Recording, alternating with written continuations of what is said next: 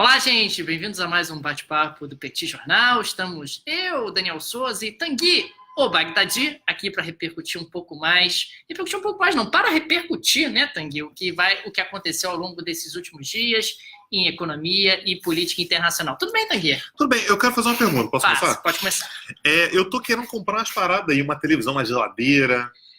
Posso comprar e não me preocupar com pagar? Porque você acha que o seu nome vai para o SPC e eu vão limpar o seu nome? Isso, eu quero saber se eu posso gastar tranquilo, nome ir pro SPC, eu quero saber se alguém vai tirar depois pra mim. Rapaz, eu não faria isso, não. Por que você não faria isso? Porque eu acho meio complicado. Mas me prometeram. Eu acho meio complicado você tirar o nome de 60 milhões de pessoas do SPC. Não, mas não é 60 não, é só eu. O resto foda-se. O resto tudo bem? Não, tudo bem. O resto não tem problema. Eu quero saber se eu vou ser retirado. Eu acho que não, cara. Não. Você tem amigos? Bons amigos? Não, bons amigos não. Tem você, mas aí não é bom. Eu não tenho como tirar o teu nome do SPC, não. Tá. Até porque, se na prática você utilizar os bancos públicos para esse tipo de intermediação, os bancos públicos eles vão assumir um risco muito elevado. Uhum. Bancos públicos que já estão bastante alavancados, ou seja, já estão bastante expostos a risco em função do volume de crédito muito, muito alto que foi concedido por eles ao longo dos últimos anos. Em particular, a Caixa está fazendo um esforço muito grande para reduzir o nível de alavancagem dela, ou seja, para liquidar empréstimos, para diminuir o volume de empréstimos que estão na praça, como forma justamente de atingir parâmetros internacionais de governança estabelecidos pelo Acordo da Basileia. Beleza, naturalmente eu fiz a pergunta, não era... Não, na verdade eu quero comprar a geladeira e a televisão, não ter que pagar, mas é porque o Daniel, ele estava aflito esses dias agora, que ele queria falar sobre algumas propostas que têm aparecido acerca da economia do país, né? E o primeiro tema que a gente resolveu tratar foi esse. Na verdade eu quero saber se essa proposta que tem aparecido de tirar o nome da galera do SPC, ela tem alguma racionalidade, ou se ela é somente jogar para a galera e isso é simplesmente impossível de ser feito.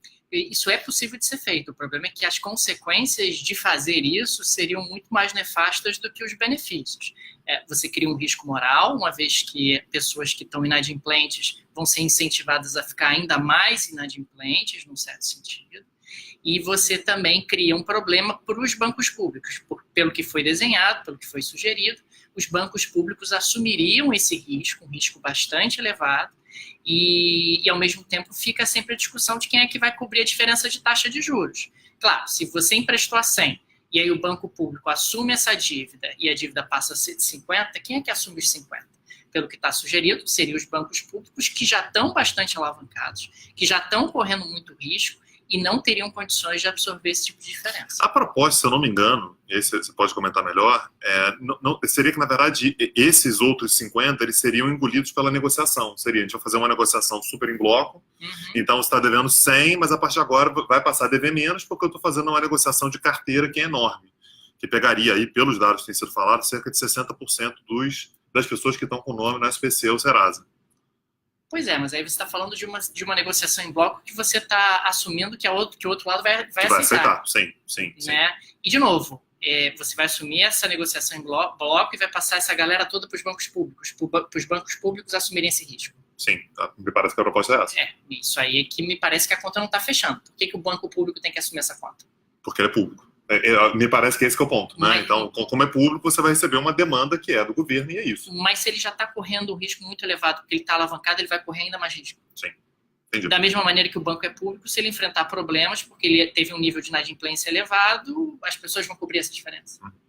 Não é tão simples assim. Beleza. Entendeu? Tem mais propostas de candidatos aí que você queria trazer e já começar a bater, cara? Tem propostas maravilhosas, como, por exemplo, vamos privatizar tudo e vai dar R$1 trilhão. Eu não sei de onde eles tiram esses valores, cara, de verdade. Privatiza tudo, vai dar R$1 trilhão, a gente já bate a dívida. Eles fizeram a conta no Excel, cara. Deu 1 trilhão cara, lá. que R$1 trilhão, cara. Tá louco, cara. Não? É menos? Não, é mais? Cara, quanto é? A Petrobras, que é a joia da coroa, que é a empresa estatal mais valiosa, tá entre 200 e 300 bilhões de reais, sendo que a União só tem metade. Não, então, mas eles vão fazer um pacotão, aí vai mandar a Eletrobras também e vai fechar tudo por 500. A Eletrobras vale menos de 100, cara. E o governo também não tem controle total da Eletrobras, não tem a totalidade das ações, não faz nenhum sentido. Então você tá querendo me dizer que eles mentiram essa situação? Eles jogaram o valor assim, de forma irresponsável. Sugerindo que o valor é bem maior do que parece ser, entendeu? Teve uma outra proposta maravilhosa de capitalização da aposentadoria. A gente faz o seguinte, olha, não precisa de reforma não. A gente pega, a galera a partir de agora vai contribuir de forma capitalizada, ou seja, quando você se aposentar, o seu dinheiro será devolvido para você. A minha pergunta que fica aí, as pessoas que estão aposentadas, faz como? Não, para de receber aposentadoria. Para de receber aposentadoria. Já recebeu, acabou. Essa é a alternativa que você está me sugerindo. Não é isso que é a proposta? Tem aqueles que também prometem que vão zerar o déficit público no primeiro ano. No primeiro ano. Porque nunca teve 24 horas de déficit ao longo da gestão pública. Eu queria, aliás, tem mais de um candidato prometendo isso. Eu queria saber como é que eles vão zerar o déficit público em apenas um ano se 90% das despesas primárias do Brasil estão indexadas. O que significa isso? Explica aí. Significa que o governo não tem como mexer, a não ser que faça uma reforma constitucional. Tipo educação, saúde. E pior do que isso, previdência e folha. Então a gente está falando de situações bastante delicadas que o governo vai ter muita dificuldade de mexer. Entendi. Então você está querendo me dizer que as propostas então, não são factíveis? Aliás, isso é só o início. A gente vai falar mais de propostas ao longo das próximas semanas. Inclusive, quem tiver sugestões e quiser a nossa análise sobre propostas, pode colocar que a gente comenta aqui. Maravilha. Tem mais algum ponto que você quer trazer? Não, por enquanto não. Eu acho que a gente já falou demais sobre isso. Não vamos dar tanta bola para esses rapazes, não. Então, beleza. Rapazes e moças. O primeiro assunto que eu queria trazer, da parte mais política, e que certamente vai te envolver também, é que a China está comemorando nesse momento agora, enfim, com toda pompa e circunstância, os 5 anos do lançamento da nova Rota da Seda. Para quem não sabe o que é, Nova Rota da Seda é um projeto absolutamente megalomaníaco e, por incrível que pareça, factível, né, que a China tem feito por onde, viável, de ligar o território chinês, a princípio, até a Europa. Né? Então, isso daria tanto por via terrestre, meio de ferrovias, rodovias, enfim, toda uma ampla gama de modais de transportes, enfim, para facilitar esse transporte, assim como pela via marítima também. Só que o negócio que 5 anos atrás era para ligar basicamente a China até a Europa, nesse momento envolve 80 países, envolvendo países latino-americanos, por exemplo. Né? A Bolívia está no meio, né? Você tem países centro-americanos que estão também, basicamente porque a China ela promete, né? O objetivo dela é fazer com que nós tenhamos um projeto que leve o mundo a uma nova era da globalização. Porque é muito curioso, né? Porque quem está levando o mundo a uma nova era, quem tem esse objetivo, não são mais os Estados Unidos ou os países europeus, mas sim a China. Isso me parece até razoável, porque os chineses têm competitividade para isso. Então, uma globalização os favorece, uma vez que um mundo mais integrado permite aos chineses fazer mais comércio e ganhar mais dinheiro. E aí, Estados Unidos e Europa não têm condições de competir em pé de igualdade com o volume, com o tigre chinês. É sempre importante lembrar que todos esses investimentos, acima de tudo, são um projeto de poder. Muitas vezes as pessoas me questionam, puxa, mas os chineses não vão perder dinheiro com isso? Eventualmente sim, mas não é esse o ponto. Você acaba tendo um aumento da sua influência de forma global que lhes é muito interessante. Mas dá para até além disso, Daniel, a perspectiva que eles têm é de investimento direto, de cerca de 900 bilhões de dólares. Mas eles pretendem fazer empréstimos na casa de 8 trilhões de dólares. Isso é empréstimo que vai voltar, né? Sim, sim. E mesmo esse investimento direto, você vai ter retorno. Você vai ter retorno ao longo do tempo. Ou mesmo que alguns desses empréstimos não retornem, faz parte da conta. E considerando que são 80 países, né, a gama de empréstimos que você vai fazer é enorme. E isso a gente está falando somente se fosse assim, investimento para ter retorno. Mas a gente está falando também de uma abertura de rota, né, a nova Rota da Seda, para que produtos chineses cheguem no mundo inteiro a preço muito mais baixo ainda. Então, é impressionante que seja apenas 5 anos. Aliás, um dos projetos que inspirou essa nova Rota da Seda foi uma linha de ferrovia que liga a Alemanha à China. Sim. Eles estão comemorando a 10ª milésima viagem, né, esses dias agora. Então, uma linha de transporte, uma linha de trem que liga diretamente a Alemanha à China. Então, realmente é um projeto megalomaníaco, mas não torçam o nariz, né, porque é muito provável que a China ganhe ainda mais influência. Só para deixar claro, a gente está falando sobre 80 países num projeto que é relativamente silencioso. A gente não vai falar sobre isso absolutamente o tempo todo. Aqui no Brasil, a gente vai falar muito mais sobre a America First do que sobre a nova Rota da Seda. Agora, é muito importante destacar, quando a gente está falando desse volume de recursos que o Tanguy levantou, isso torna Banco Mundial, Banco Interamericano de Desenvolvimento, BNDES, seja lá quem for, irrelevante. Tá? Então, isso é um projeto de poder bastante significativo, porque estamos falando do país com a maior poupança do mundo, que é a República Popular da China. A maior poupança em termos absolutos, em montante, em magnitude. Com isso, os chineses têm a possibilidade de exportar poupança mediante investimentos de infraestrutura ou mediante concessão de crédito. Maravilha. Sobre a Rota da Seda, mais alguma coisa? Acho que é isso.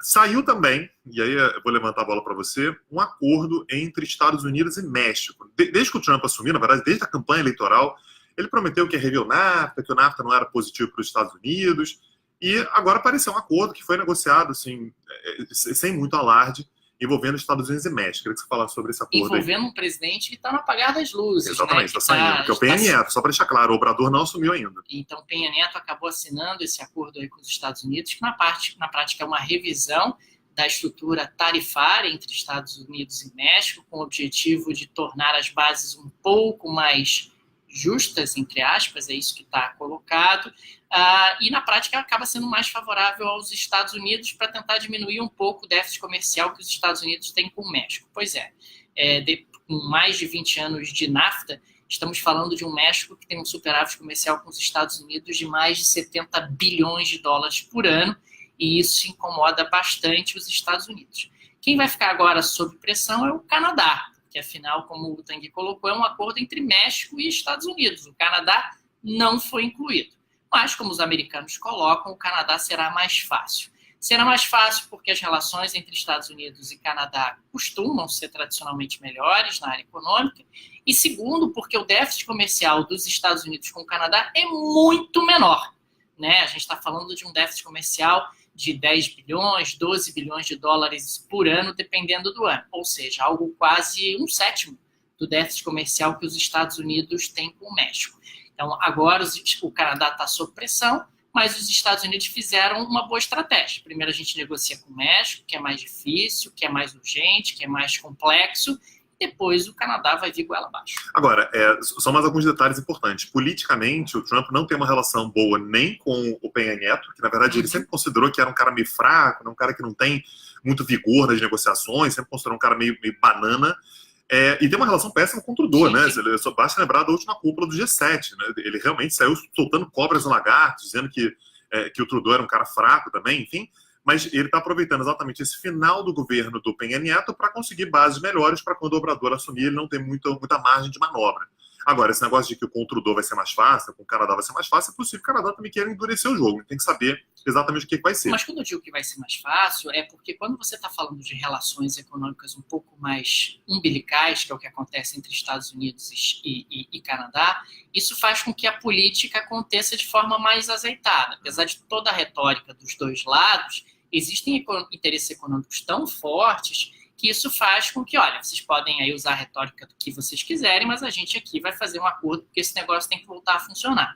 E mais, quando se fala realmente do déficit comercial que os Estados Unidos têm em relação ao Canadá, é muito mais fácil. Então, não é tanta gente afetada assim, ou a desigualdade não é tão significativa assim na hora de uma negociação. A negociação acaba sendo muito mais leve por conta disso. E um último detalhe sobre esse acordo. Quem está, no final das contas, por trás dessa negociação é a China. Sim. Pelo fato de que um dos principais pontos do acordo foi a questão das regras de origem. Regra de origem significa que, para que você possa gozar de um perfil tarifário mais benéfico, né, então que não cobre tarifa, por exemplo, para importação ou exportação de automóveis, os automóveis são um ponto fundamental aí, antes você tinha que ter 62,5% de um carro sendo produzido num dos países para que ele pudesse gozar. Então, para que um carro mexicano, por exemplo, fosse vendido para os Estados Unidos, 62,5% das peças e da montagem, enfim, todo o processo de montagem do carro tinha que ser feito no México. Do valor agregado, né? Isso. Do valor agregado. Tinha que ser feito no México para que ele pudesse gozar disso. Isso preocupa os Estados Unidos porque uma boa parte desses automóveis são feitos na China. E eles são levados para o México, montados lá. Na verdade, você tem uma agregação de valor menor no México e isso chega nos Estados Unidos, portanto, com um valor muito mais baixo.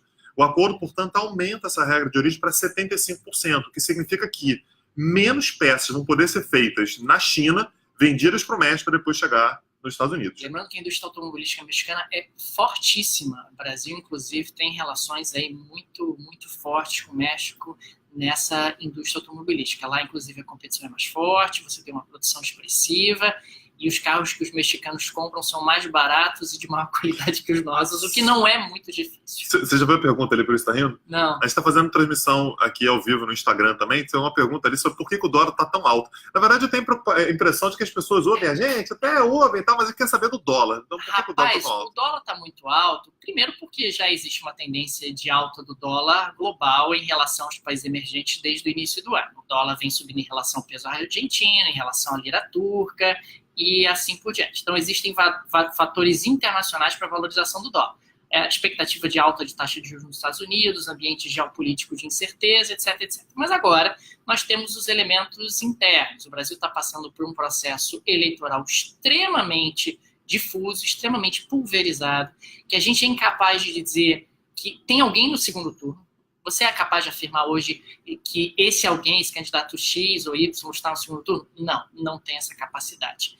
Então, a gente está falando de candidatos que são completamente diferentes entre si, que têm políticas econômicas que não estão exatamente consistentes ou muito claras. Então, dentro de um ambiente de incerteza e de imprevisibilidade, as pessoas fazem o que elas fazem de melhor, que é nada e comprar dólar.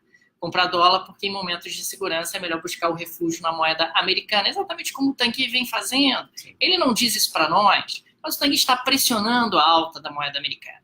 Porque quando você demanda dólares... Como é que eu estou fazendo isso? Você está fazendo comprando dólares. Comprando dólares. Porque você é um cara que tem empresas offshore, e aí você faz essas remessas para as suas empresas offshores através de um sistema de lavanderia de dinheiro. Só para saber, a empresa offshore que eu tenho é o que, no caso? Empresas offshore é Tanguy Baghdadi Operations. Operations. Operations. Fica nas Ilhas Caimã, Miami... Não. Caimã não. Fica em Bahamas, Panama City e também em Liechtenstein, porque você acha legal Liechtenstein. Liechtenstein é bom. Liechtenstein é um bom paraíso fiscal se você quiser guardar o seu dinheiro lá, protegido dessa loucura que está o Brasil. Então, sendo bem sincero, gente, é política, é imprevisibilidade política, é incerteza eleitoral, é a corrida eleitoral. Diante de um quadro tão pulverizado, onde ninguém sabe o que vai acontecer, as pessoas buscam segurança na moeda americana e esperam a tempestade passar. Beleza. Gente, mandem sugestões aí de propostas econômicas que vocês querem que nós comentemos aqui nas nossas lives, nos nossos bate-papos. Um recado importante, os apoiadores que já atingiram lá as contribuições referentes ao brinde. Essa semana nós vamos mandar para a casa de vocês o brinde, vai uma cartinha, vai algo bem legal, bem bacana. E vamos também divulgar informações sobre o Petit Especial que acontecerá agora em setembro. E vamos divulgar também informações sobre sorteio. Teremos sorteio para os apoiadores que fazem referência dentro da categoria específica que faz referência ao sorteio. É isso. Se você não é apoiador do Petit Jornal, seja apoiador. Nunca é tarde. Para sustentar aqui a continuidade. Porque, gente, há um custo de oportunidade muito alto em ficar aturando o Tanguy Baghdadi. Então, o programa de apoiadores é fundamental nesse processo. É puxado mesmo. Às vezes nem eu me aguento, cara. É natural, né, cara? Isso é difícil. É difícil. Enfim, é isso, gente. Como é que faz? Se você quiser apoiar, faz como? Acesse apoia.se/petit. Maravilha. Abraço, gente. Até semana que vem. Tchau, tchau.